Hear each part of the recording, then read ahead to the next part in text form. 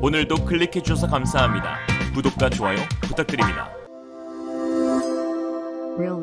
지난 27일 오후 인도네시아의 조코 위도도 대통령과 부인 이리아나 위도도 여사가 성남 서울공항에 도착하며 1박 2일 방한 일정에 돌입했습니다. 조코위의 방한은 2019년 11월 부산에서 열린 한아세안 특별 정상회의 이후 3년 만인데요. 이번 방한에서 가장 눈길을 끄는 것은 지난 5년간 연체된 KF21 분담금 미납금에 대한 논의입니다. 한국 정부는 오는 28일 정상회담에서 KF21 개발 관련 미납금 문제에 대해 논의할 것이라고 밝혔는데요. 공동개발국인 인도네시아는 무려 5년째 분담금을 연체 중으로 이 금액만 8천억 원에 달합니다. 계속되는 인니의 민폐 행위로 치를 떨고 있는 항공업계에서는 이번 정상회담 과정에서 인도네시아로부터 미납금을 언제 어떻게 받을지 확실한 약속을 꼭 받아내야 한다고 하고 있는데요. 지난 24일 방사청에 따르면 당시 합의에 따라 한국항공우주산업과 인도네시아 국방부는 올해 1분기 비용 분담 계약서를 수정해 미납액과 향후 납부액을 포함한 연도별 분담금 납부액을 추진할 예정이었습니다.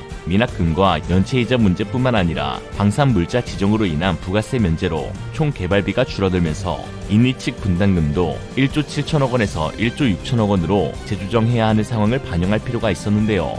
여기에 인도네시아는 온전히 분담금을 100% 지급하는 방식 대신 30%의 현물 비중을 포함하기로 했는데 아직 현물을 무엇으로 할지 결정하는 문제도 남아있습니다. 당시 정부 관계자는 인도네시아의 내년도 예산이 가을에 결정되는 사정을 감안해 늦어지는 것 같다며 계약서 수정 시점을 연말로 예상하고 있습니다. 이처럼 계약서 수정이 계속 늦어지면 인도네시아가 대납할 현물 결정도 지연될 수밖에 없습니다. 지난해 11월 합의 당시 유력한 현물 후보군으로 식용유 원료인 팜유가 부상했지만 러시아의 우크라이나 침공으로 팜유 가격이 급등하자 인도네시아는 돌연 수출 중단을 외치면서 제동을 걸었는데요. 그러더니 이제 와서는 팜유 재고가 급증하자 다시 수출 규제 철폐를 저울질하고 있습니다. 참 못났다. 그러나 일각에서는 5년 동안 연체한 인도네시아가 조코위의 하루 방안으로 순순히 미납금을 지불하진 않을 것이란 분석을 내놓고 있는데요. 실제로 2019년대에도 인니 측 대표단을 이끌던 위란토 정치법률안보조정장관은 계약을 번복하며 재협상안을 제시하였는데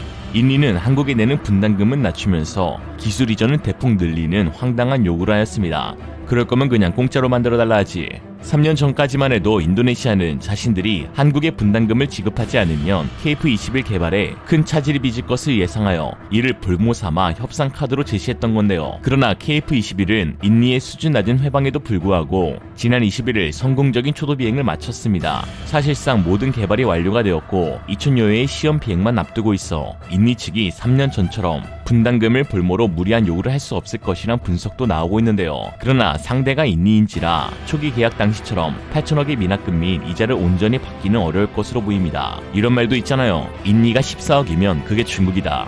이런 상황 가운데 인니가 분담금 액수는 현행 그대로 유지하되 현물 비중을 더 늘리는 방식으로 미납금을 지불할 가능성이 제기되었는데요. 한 군사 전문가는 인도네시아는 세계 1위의 니켈 생산국이고 니켈은 전기차 배터리의 주 원료 중 하나로 현물 후보에 오를 가능성이 높다고 하였습니다. 그러면서 이번 방안에서 조코위 대통령이 현대차 연구소를 방문하기로 한 것은 이와 무관하지 않다고 하였는데요. 실제로 조코위 대통령은 28일 경기도 화성에 위치한 현대자동차 남양연구소를 방문하기로 하였습니다. 조코위 대통령이 방한 중 국내 기업인들을 만나긴 하지만 직접 찾아가는 곳은 현대차가 유일합니다. 현대차는 지난 3월 인도네시아의 공장을 준공했는데요. 여기에 부품 현지화율을 높이고 배터리셀을 효율적으로 공급하기 위해 LG에너지솔루션과 인도네시아 카라왕의 배터리셀 공장을 건설하고 있습니다. 이 공장은 내년 상반기 완공돼 2024년에 배터리셀 양산을 시작할 예정으로 이렇게 되면 니켈 배터리 전기차 밸류체인이 인도네시아에 생성되게 되는 것이죠.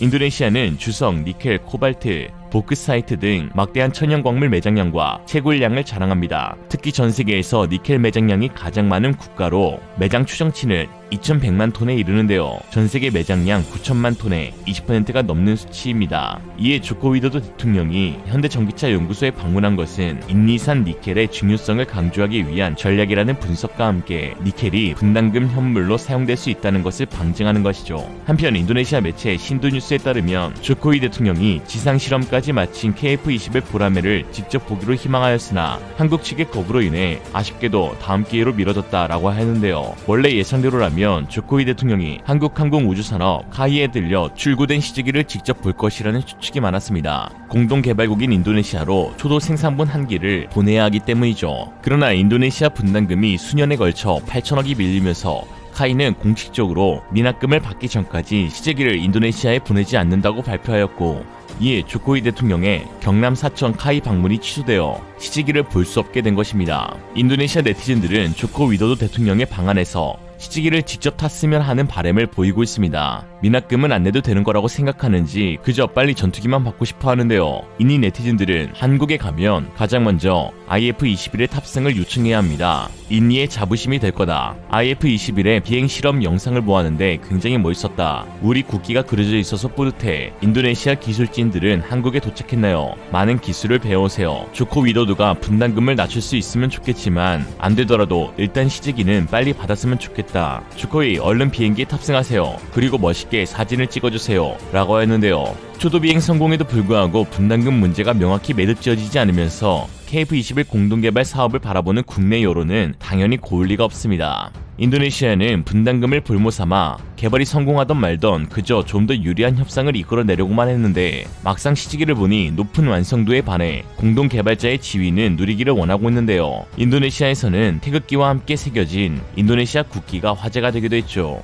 반면 국내 네티즌들은 KF-21의 유일한 단점은 바로 저 인니 국기다. 인니 국기만 없었으면 정말 완벽한 기체가 되었을 것이라는 반응을 보이고 있습니다. 한편 이런 상황 가운데 일본 매체 간토세븐에 따르면 인도네시아 외교부의 대통령 동북아 순방 일정이 변경된 것으로 드러났다고 보도했는데요. 인도네시아 외교부 홈페이지에서는 조코 위도도 대통령의 동북아 3국 방문 일정에 대해 보도했는데, 14일 게시된 글에서는 26일 중국, 27일 한국, 28일 일본 순으로 계획되어 있었던 대통령 순방 일정이 20일 브리핑에서는 26일 중국, 27일 일본, 28일 한국으로 변경된 것으로 보이는데요. 어떤 사유인지는 명확하게 밝혀진 바 없으나 전문가들은 카이 방문 요청이 거절됨에 따라 한국 방문 일정을 후순위로 돌린 것 같다라고 했습니다. 더욱이 인도네시아와 유일하게 방산 협력을 맺고 있는 동북아 국가인 한국을 가장 후순위로 둔 것은 한국과의 분담금 조율에서 보다 우위를 차지하려 또 하나의 심리전이라는 분석도 나오고 있습니다. 한 국가 정상의 방문 일정은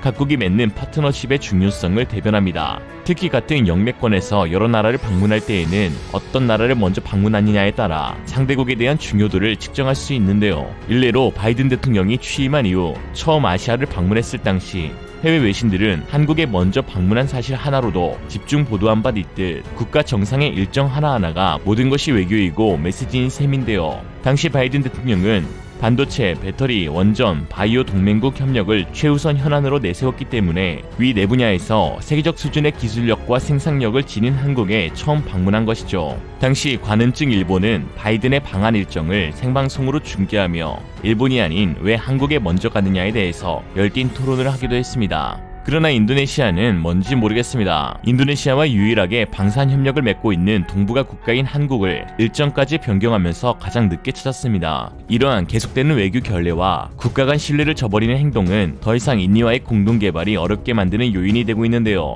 오늘날의 KF-21의 성공적인 비행이 있기까지 현장에서 묵묵히 맡은 바 최선을 다했던 이름 모를 기술진들을 생각하면 더더욱 인니에 끌려다니는 굴욕 외교는 있어서는 안됩니다. 공동개발국인 인니에 대한 한국 네티즌들의 여론이 급속도로 악화되고 있는 가운데 KF-21 사업 연구진들의 수많은 노력과 열정이 그저 팝뉴떨이 정도의 값어치로 여겨질까 염려스럽습니다. 한편 카이는 KF-21의 미납금을 지급받기 전까지 시제기를 줄 수 없다는 입장을 명확히 하면서도 그럼에도 이번 인도네시아 대통령의 방안에 맞춰 지금까지 지불한 분담금에 적합한 다른 전투기를 보낼 수 있다고 밝혔는데요. 그 기체가 공개돼 화제입니다. 한번 알아보겠습니다.